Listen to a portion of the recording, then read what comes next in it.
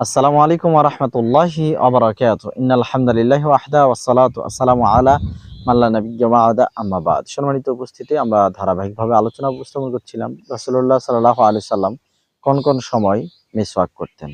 এ পর্যায়ে আমরা আলোচনা করছি রাসূলুল্লাহ সাল্লাল্লাহু আলাইহি সাল্লাম প্রত্যেকটা সালাতের পূর্বেই ওযু করে নিতেন। আম্মা জান আয়েশা রাদিয়াল্লাহু আনহা হতে বর্ণিত, তিনি বলেন যে আমি রাত্রিবেলা আল্লাহ রাসূল সাল্লাল্লাহু আলাইহি ওয়াসাল্লামের জন্য আগে থেকে ওযুর পানি রেডি করে রাখতাম। আল্লাহ চাইলে তাকে জাগ্রত করতেন, তিনি জাগ্রত হতেন রাত্রে সালাতের জন্য। আগে তিনি মিসওয়াক করতেন, এরপরে ওযু করতেন।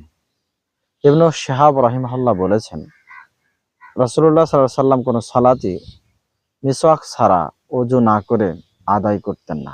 অর্থাৎ প্রত্যেকটা সালাতের পূর্বেই তিনি মিসওয়াকটা করতেন।